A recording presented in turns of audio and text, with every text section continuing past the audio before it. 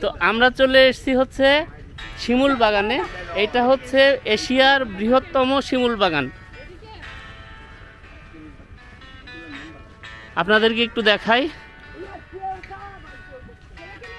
এটা পুরাটাই একটা শিমুল বাগান না রে ভাইজির?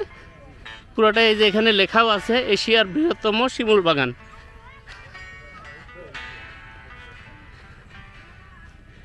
আর এই যে গাছগুলো সবই শিমুল গাছ।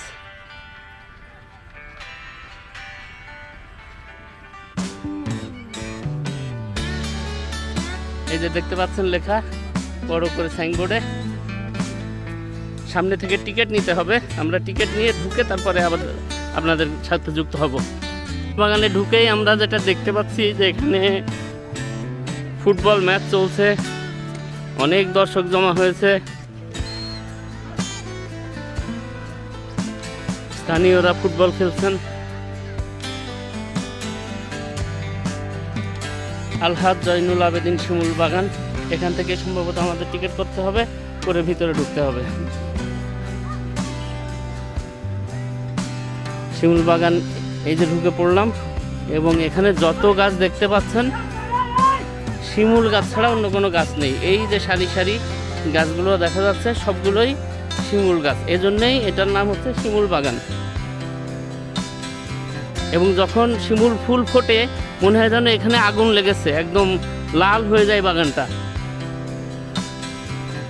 এখানে আবার ঘোড়ায় চড়ার ব্যবস্থাও আছে।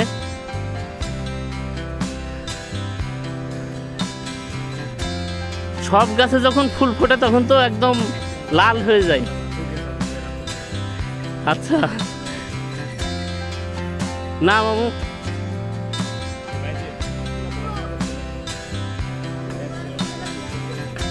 লাগবে না, না লাগবে না, লাগবে না, লাগবে না, একলা তো আরো চালাবে না। না মামু দিতাম না, আরে মামু মেলা ভাবে আছি, আর ভাব লাগবে না। যখন শিমুল ফুলের মৌসুম তখনই এই বাগানটা মানে জীবন্ত হয়ে ওঠে, একদম লাল, মানে আগুন আগুন ধরে গেছে এরকম মনে হয়। আমাদের দুর্ভাগ্য যে আমরা সেই সময়টাতে আসতে পারলাম না। তারপরেও 50 টাকা দিয়ে এখানে ঢোকা অর্থিক কিনা আমি জানি না। এখানে ঢোকা সময়টা আসলে শিমুল ফুল যখন ফোটে তখনই। এখন ঢুকে তেমন কিছু দেখতে পারবেন না আপনারা, এই শুধু সারি সারি শিমুল গাছ ছাড়া। আর এই যে ঘোড়ায় চড়তে পারবেন যারা চান তারা।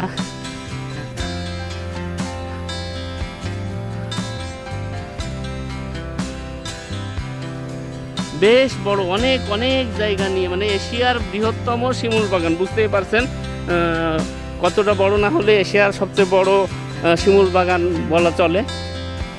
এই যে শিমুল বাগান থেকে ওই পাহাড়ের, আসামের পাহাড়ের ভিউটা।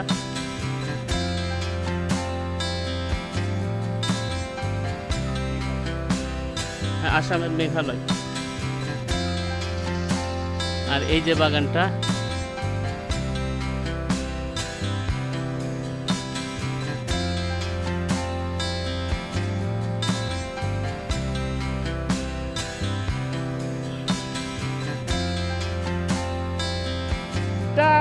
আসলে যখন শিমুল ফুল ফোটে এটা সৌন্দর্য অপরূপ হয়ে ওঠে, অপরূপ সৌন্দর্য হয়ে ওঠে, কেননা গাছগুলো সব লাল ফুলে ভরে যায়।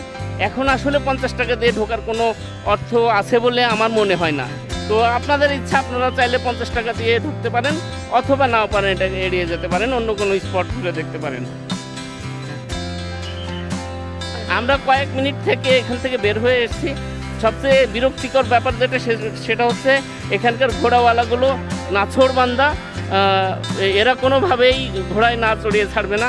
তো আমরা বোটে ফিরে যাচ্ছি। এখান থেকে আমরা চলে যাবো, আমরা এখান থেকে কোথায় যাব? এখান থেকে কোথায় যাব আমরা? নীলাদ্রি। নীলাদ্রিতে আমরা নগর করব।